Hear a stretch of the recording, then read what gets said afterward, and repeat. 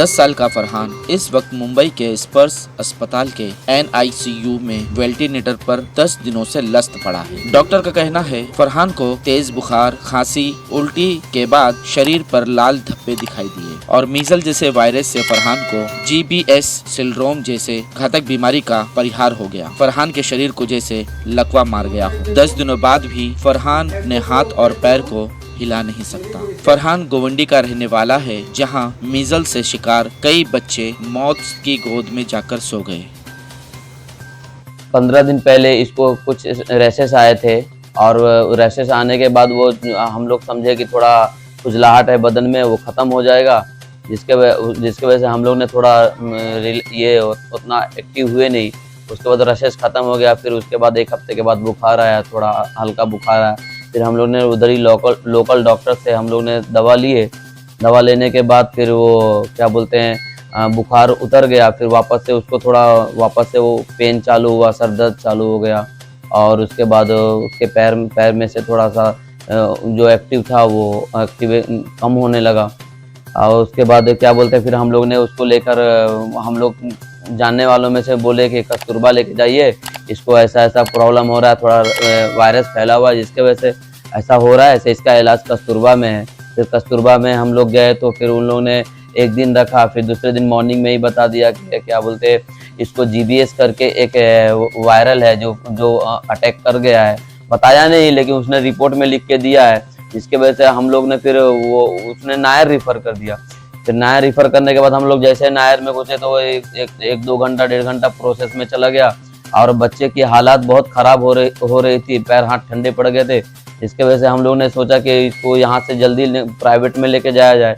Private में लेके गए तो हम लोग ने एक हॉस्पिटल में लेके गए और फिर वहाँ फिर वेंटिलेटर पे रखने की नौबत आ गई उसको वेंटिलेटर पे। तो फिर उन्होंने फिर वो स्पर्श हॉस्पिटल करके है, वहाँ पे इसको रिफ़र किया है और यहाँ अभी एडमिट है। और कंडीशन आप देख ही रहे हैं कैसी है। तो आप लोग से उम्मीद है, आप लोग से विनती है कि आप लोग अपने बच्चों का केयर करें और इस पे ध्यान दें कि ऐसा अगर कुछ सिम्टम्स आए तो फ़ौरन डॉक्टर को दिखाएं, फ़ौरन डॉक्टर्स के से संपर्क करें और उसका सही इलाज करें। ये patient 10 year old male child है। इसका कंप्लेंट स्टार्ट हुआ था 10 days before. Started with the fever, low grade fever था। Then next second third day में हाई ग्रेड फीवर हुआ, 102 103 का बुखार था उसको। एंड रैशेज डेवलप हुए इसको बॉडी पे। रैशेज में इचिंग भी था, at least 4th-5th day of fever पे इचिंग था उसको ऐसा। लेकिन आफ्टर 5-7 डेज उसको माइल्ड कॉफ जैसा स्टार्ट हुआ था और फिर उसको वॉमिटिंग, डायरिया इस तरीके का प्रॉब्लम था, कंटिन्यूस वॉमिटिंग हो रहा था। फिर वो बच्चा दिखाने के लिए वापस एक छोटा हॉस्पिटल में गए, वहाँ पे तुरंत ही उनको एडमिशन के लिए एडवाइस किया। तो फिर वो एक नर्सिंग होम में गए थे, वहाँ पे पेशेंट रेस्पिरेटरी फेलियर में था। वहाँ के डॉक्टर्स ने उसको तुरंत ही इंटूबेट करके कार्डियक एम्बुलेंस से हमारे हॉस्पिटल में शिफ्ट किया। और यहाँ पे आया था जब बच्चों फुली रेस्पिरेटरी फेलियर में था और उसको काफ़ी सारे बॉडी पे रैश जैसे भी थे उसको काफ़ी, एंड माइल्ड फीवर था एंड बेबी बिल्कुल भी ब्रीदिंग नहीं कर पा रहा था। तो जो हमारा प्रोविजनल डायग्नोसिस था डेट वाला GBS सिंड्रोम जैसा था। फिर हमने हमारे न्यूरोलॉजिस्ट से भी कंसल्ट किया, तो उसके बाद में हमने गुलियन-बेयर सिंड्रोम के हिसाब से उसका ट्रीटमेंट IVIG वगैरह ट्रीटमेंट चालू किया। लेकिन ये जो कॉम्प्लिकेशन है, GBS डिजीज़ है, ये directly it is like a secondary to some viral infection. तो वो जो वायरल इन्फेक्शन था जो हुआ था उसको, it was a fever with rash. लेकिन जितना भी उन्होंने बताया कि डे 4 पे फीवर पे रैश वगैरह आया, डेवलप हुआ और उन लोगों ने उस पर ज़्यादा ध्यान नहीं दे पाया, छोटे क्लिनिक पे दिखा रहे थे। और उसके बाद चीज़ें काफ़ी डिटोरिएट हुई और ग्रेजुअली जब बच्चा आया तो पूरा रेस्पिरेटरी फेलियर में था, बिल्कुल भी मूवमेंट नहीं कर पा रहा था। Power and tone was around hypotonia था और power around 1/5 in all limbs. तो तुरंत ही बच्चे को वेंटिलेशन दे रहे हैं, बाकी के सपोर्टिव केयर ट्रीटमेंट भी चालू है बच्चे। मुंबई में फिर एक बार कोविड की तरह मीजल का कहर बच्चों को अपनी चपेट में ले रहा है। मुंबई में तकरीबन 3000 से ज्यादा बच्चों को मीजल से संदिग्ध पाया गया है। तकरीबन 185 बच्चों को मीजल की पुष्टि भी कर ली गई है। इनमें 9 बच्चों को वेंटिलेटर पर रखा गया है। 9 से 10 बच्चों की मौत होने की भी खबर कही जा रही है। मीजल यानी खसरा, जिसे गोवर भी कहा जाता है, मुंबई के तकरीबन 8 वार्ड के 17 इलाकों के बच्चों में मीजल का प्रकोप देखा गया है, जिसमें कुछ इलाकों के खास नाम दिए गए हैं, जिसमें सबसे पहला नाम गोवंडी का आता है। उसके बाद धारावी का नाम भी शामिल किया गया है। बीएमसी का कहना है कि कोविड काल की तरह ही धारावी मॉडल पर काम कर रहे हैं और खसरे को बहुत जल्द काबू में ले लेंगे। नमस्ते। जैसे आपको पता है कि मीजल्स रुबेला इसका जो आउटब्रेक हुआ है पूरे महाराष्ट्र में और मुंबई के कई इलाकों में, तो जैसे आपको पता है कि जी नॉर्थ वार्ड में धारावी की इतनी बड़ी झोपड़पट्टी है, जिसमें इतने छोटी जगह पे ज़्यादा लोग रहते हैं और ज़्यादा बच्चे रहते हैं, तो उसमें ज़्यादा इन्फेक्शन फैलने की ज़्यादा चांसेस है। तो सबसे हमारा बिग चैलेंज ये है कि ज़्यादा से ज़्यादा घरों में जाके जो भी 0 to 5 ईयर्स के बच्चे हैं उनका सर्वेक्षण करके अगर किसी में फीवर और रैश जैसी कंप्लेंट है तो उनको इमीडिएटली विटामिन ए का डोज देना है, उनकी टीकाकरण के बारे में जानकारी लेनी है और अगर टीकाकरण नहीं हुआ है तो उनका टीकाकरण जल्द से जल्द करवाना है।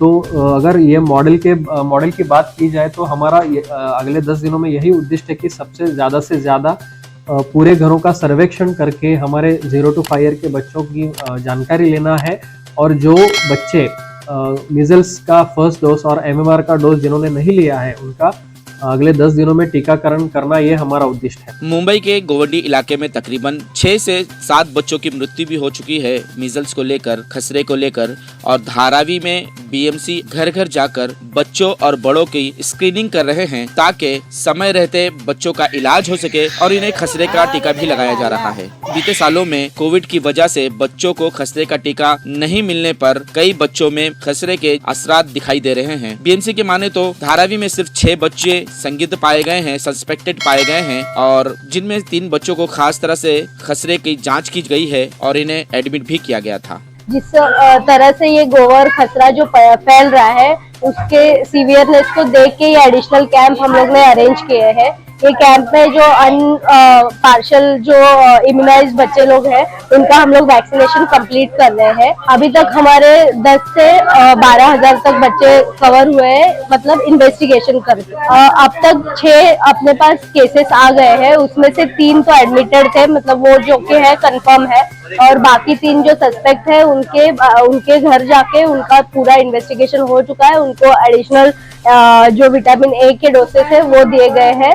जो उसमें से एक अनपार्शियल था जिनको MR का ड्यू नहीं हुआ था, तो अभी जब जैसे उनका ड्यू हो जाएगा उनको वैक्सीनेशन दे दीजिए। डोर टू डोर जाके सस्पेक्ट ढूंढे जा रहे हैं। जो एरिया जो हाई रिस्क पॉकेट्स है वहाँ जाके हमारी जो CHVs है वहाँ पे जाके हर बच्चे को अच्छे से इन्वेस्टिगेट करके उनको अगर सिम्टम्स है तो वो आगे फर्दर इन्वेस्टिगेशन के लिए भेज रहे हैं। मीजल्स यानी खसरे में बच्चों को तेज बुखार, खांसी, नाक बहना, आंखें सूज जाना और शरीर पर लाल धब्बे या दाने आना, ये सारे लक्षण 10 से 14 दिनों में बच्चों में दिखाई देता है। 1 साल से लेकर 10 साल के बच्चों में ये बीमारी घर करती है, लेकिन अब बताया जा रहा है कि ये वायरस 6 महीने के बच्चों से लेकर 16 साल और 17 साल के बच्चों को भी प्रभावित कर रहा है। इसे अगर लापरवाही की तरह बच्चों को छोड़ दिया जाए तो इससे जान भी जा सकती है, जैसा कि कैंप में एक बच्चे की जान जा चुकी है।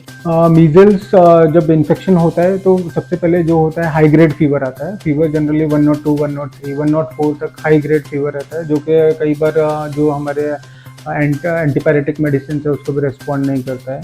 और हाई ग्रेड फीवर के साथ में उसको फिर बच्चे को पुअर ओरल इंटेक, एनोरेक्सिया बोलते हैं, फिर कंजक्टिवाइटिस होता है, कॉफ होता है, कोराइजा, ये सारी चीज़ें डेवलप होती है। जनरली 4 to 5 डे पे रैश डेवलप होता है पूरा ईयर के पीछे से, एंड पूरा बॉडी ट्रंक को इन्वॉल्व करता है, पूरा बॉडी पे रैश आता है उस तरीके से। फिर नेक्स्ट 3 to 5 डेज में वो रैश धीरे धीरे पूरा चला जाता है इस तरीके से। जब अगर लेकिन कॉम्प्लिकेशंस होते हैं तो बच्चे को कई बार ईयर इन्फेक्शन, डायरिया, एन्केफेलाइटिस, निमोनिया, ये सारी कॉम्प्लिकेशन हम लोग मीजल्स में देखते हैं। इसकी जो वैक्सीन थी, जो 9 मंथ की जो वैक्सीन है, वो वैक्सीन हमने थोड़ा लेट कर दिया देने में। हमारे पास सरकारी उन लोग आए थे लेकिन हमारे थोड़ा लेट हो गया, तो वो लेट के चक्कर में इनको मतलब बुखार ज़्यादा हो गया, और बुखार ज़्यादा होने के चेहरे पे मतलब दाग वगैरह आ गए। इसको थोड़े दिन पहले बुखार आया था, सर्दी बुखार आया था, इसमें मालूम नहीं हुआ था। फिर एक दिन पहले है ना ये गले पे दाने निकले थे, तो तब मालूम हुआ ये बीमारी। इसको है ना, इसको 1 हफ्ता हुआ, सर्दी बुखार होके 1 हफ्ता हुआ है और ये परसों मालूम पड़ा है। सिस्टर ने लोग आए थे, आके ये देख के गए, चेक करके गए हैं और तब बता के गए कि ये बड़े लोग को भी नहीं कर रही है और छोटे लोग को भी नहीं कर रही है, बीमारी फैल रही है छूने से, इसलिए इसका जरा सावधानी बरते। हम भी माता पिता से गुजारिश करके अपने बच्चों का ख्याल रखें। जैसे ही बुखार, सर्दी या किसी तरह की कोई भी दिक्कत बच्चे में नजर आए, तुरंत डॉक्टर के पास जाएं और अपने बच्चे का रहते समय इलाज कराएं, ताकि आपका बच्चा आपके परिवार में खुशहाल नजर आए। आज तक के लिए इतना ही। देश विदेशी खबरों के लिए देखते रहे न्यूज़ NSO इंडिया।